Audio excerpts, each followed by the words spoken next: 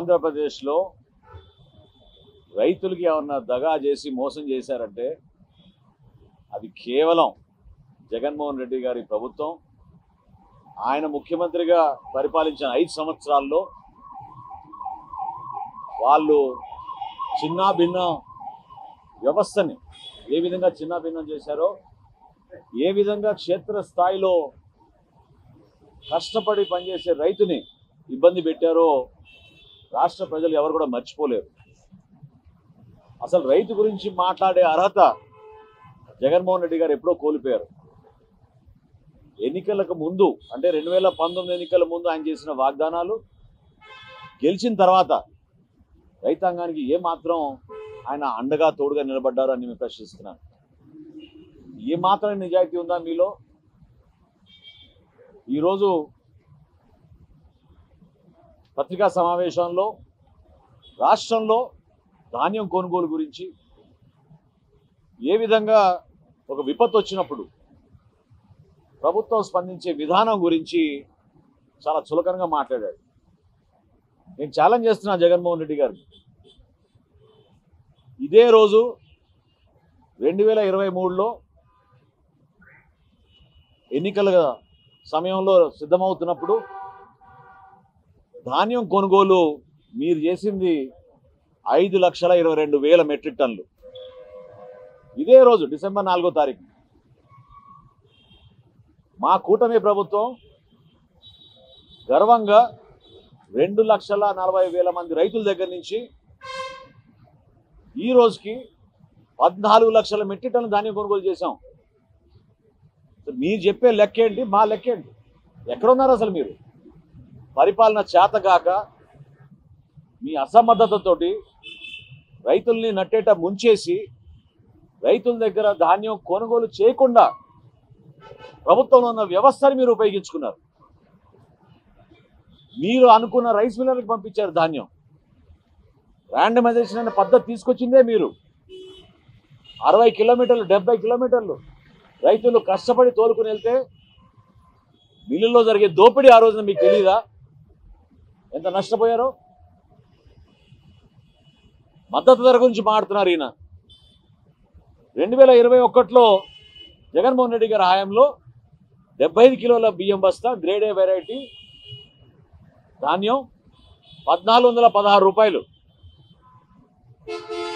అది చివరి సంవత్సరంలో 1,652 రూపాయలు. ఈ రోజున 1,792 రూపాయలు ఇస్తున్నాం మనం 75 కిలో బస్తాకి ధాన్యం కొనుగోలు చేసినప్పుడు. కనీస మద్దతు ధర అనేది ధాన్యం విషయంలో రాష్ట్ర ప్రభుత్వం, కేంద్ర ప్రభుత్వం సహకారంతో, సమన్వయంతో రైతును ఆదుకోవాలనే ఆలోచనతో ఒక మార్పు తీసుకొస్తారు. కానీ మీరేమో దళారుల్ని ప్రోత్సహించింది మీరు, ఆ వ్యవస్థ తీసుకొచ్చిందే మీరు. కావాలని కొరత సృష్టించడం, ట్రాన్స్పోర్ట్ విషయంలో కానివ్వండి, గన్నీస్ గోతాల విషయంలో కానివ్వండి, చివరికి ర్యాండమైజేషన్ అనే పద్ధతి తీసుకొచ్చి మిల్లులకి వాళ్ళకి ఇష్టం వచ్చిన మిల్లులకే మీరు పంపించి ఏ విధంగా నష్టం కలిగించారో మీ అందరికి తెలుసు. ఇదంతా అయినాక ఈయన ఒక మహానుభావుడు రైతు గురించి మాట్లాడుతున్నాడు. ఇదంతా అయినాక ధాన్యం కొనుగోలు చేసి 1,674 కోట్ల రూపాయలు బకాయిలు రైతులకు వదిలేసి వెళ్ళారు ఈయన.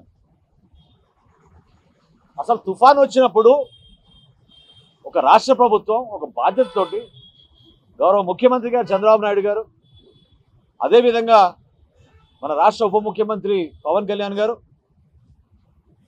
ప్రభుత్వంలో ప్రతి ఒక్కరిని మీ వంతు మీరు సహాయం అందించండి, రైతాంగం కోసం మీరు క్షేత్రస్థాయిలో వాళ్ళని ఆదుకునే విధంగా, ఒక భరోసా కల్పించే విధంగా మీ ఫోర్కాస్టింగ్లో కానివ్వండి, ధాన్యం కొనుగోలు విషయంలో కానివ్వండి, రైతు సహాయ కేంద్రాల్లో సిబ్బందిని కానివ్వండి, ఎప్పటికప్పుడు అలర్ట్ చేస్తూ అద్భుతంగా పనిచేశాం. మీరు ఎక్కడ ఉన్నారు? గతంలో మీ పరిపాలన చూసాం కదా. తుఫాన్ వచ్చిన తర్వాత చాలా తాపిగా మీకు నచ్చిన సమయంలో బయటకు వచ్చి, అది కూడా ఎర్ర తివా చేయించుకుని ఒక స్టేజ్ కట్టించుకుని, కనీసం రైతు కష్టపడి నష్టపోయిన పొలంలో కూడా మీరు అడుగు పెట్టలేదు. మీరు ఈరోజు మాట్లాడుతున్నారు. మేము టార్పాలిన్ ఇచ్చాం మొట్టమొదటిసారి ఉచితంగా. 50,000 టార్పాలిన్ సిద్ధం చేసి ఆర్టీజీఎస్ ద్వారా మాకు వస్తున్న సమాచారాన్ని బేస్ చేసుకుని ప్రతి రైతు సహాయ కేంద్రంలో కనీసం 25 నుంచి 30 టార్పాలిన్లు ఎక్కడైతే వర్షపాతం నమోదవుతుందనే సమాచారం మాకుందో అక్కడ డబుల్ కూడా ఇచ్చాం. 50 టార్పాలిన్లు కూడా ఇచ్చాం. 50,000 టార్పాలిన్లు మొట్టమొదటిసారి రాష్ట్ర చరిత్రలో రైతాంగాన్ని ఆదుకోవడానికి ఉచితంగా ఇచ్చాం. అది మర్చిపోతారు. ధాన్యం కొనుగోలు అనేది ఒక పవిత్రమైన ప్రక్రియ. రైతుకు ఒక భరోసా నింపడమే కాకుండా ప్రభుత్వం పైన ఒక నమ్మకం తీసుకొచ్చాం. కాబట్టి మీ ప్రభుత్వానికి మా ప్రభుత్వాన్ని రైతులు పోలుస్తున్నారు. 9 నెలలు తిప్పారు మీరు డబ్బులు ఇవ్వడానికి. 9 నెలలు 4 గంటల్లో మేము డబ్బులు వేస్తున్నాం వాళ్ళ ఖాతాలో. ఎప్పుడైనా చేయగలిగారా మీరు? ఈ రోజుకి 3,350 కోట్ల రూపాయలు రైతుల ఖాతాలోకి మేము 24 గంటల్లోపే గర్వంగా చెప్తున్నా నేను డిపాజిట్ చేయగలిగాం. అంత పారదర్శకంగా నిజాయితీగా వ్యవసాయ రంగాన్ని ఎట్టి పరిస్థితుల్లో కూడా కాపాడుకుంటూ, అది కేవలం ప్రభుత్వ పరంగా కూడా కాదు. ఎందుకంటే పవన్ కళ్యాణ్ గారు మీరు విమర్శించారు కాబట్టి నేను చెప్తున్నాను ఈ విషయం. ఈ రోజున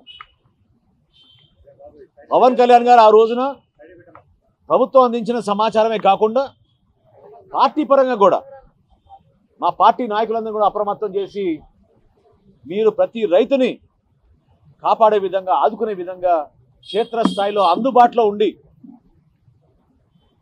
తుఫాను వచ్చినప్పుడు ఏ విధంగా సహాయ కార్యక్రమాల్లో పాల్గొనాలో వాటిపైన జనసేన పార్టీ నిలబడింది. ఆ రోజున ప్రతి సందర్భంలో నిలబడతాం. అసలు మీరెక్కడ ఉన్నారు? అసలు ఏ ప్యాలెస్లో ఉన్నారో నేను ప్రశ్నిస్తున్నాను. అటువంటి సందర్భాల్లో రాజకీయాల్లో మనందరికీ బాధ్యత ఉంటుంది. రైతుకి పార్టీ ఉండదు, రైతుకి కులం అసలే ఉండదు. కానీ మీరు అది తీసుకొచ్చారు. అటువంటి సంస్కృతి మీరు తీసుకొచ్చారు. ఆ మార్పు రావాలి.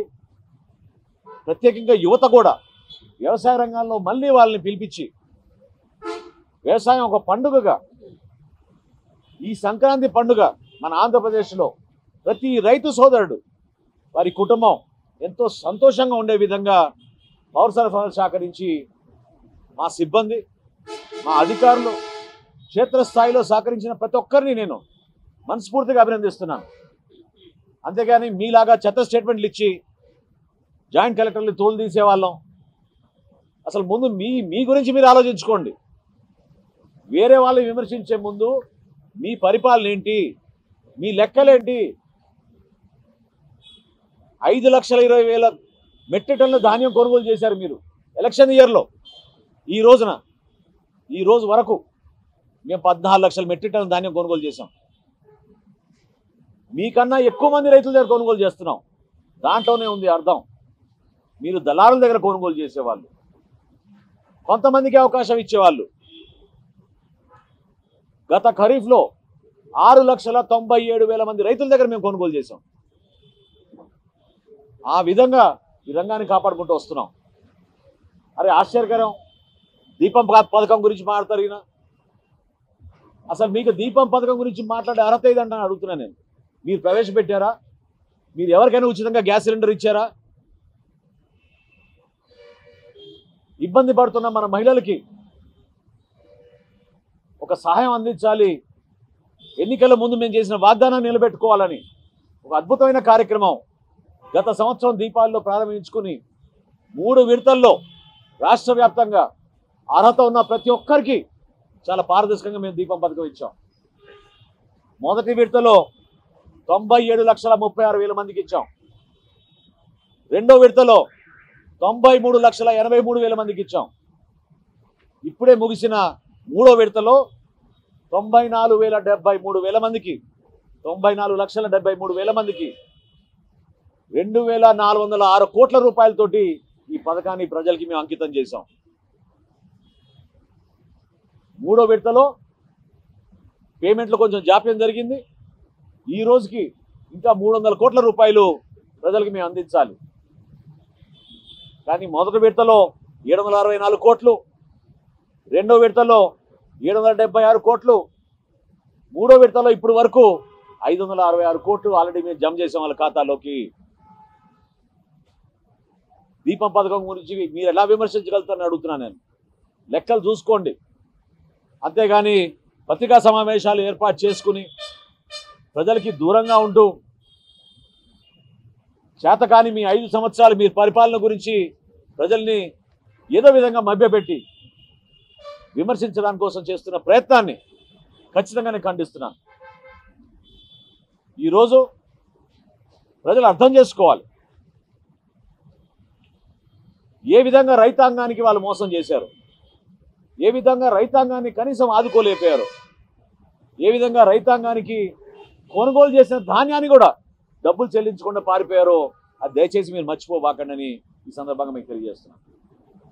చరిత్ర సృష్టించినోడు ఇప్పుడు ఆ చరిత్రని తిరగరాయబోతున్నాడు. అబద్ధాల గోడల్ని బద్దల కొట్టి నిజాలను రాగా మీ ముందుంచబోతున్నాడు. నిజమైన వార్తల కోసం వెంటనే డౌన్లోడ్ చేసుకోండి రా యాప్ని.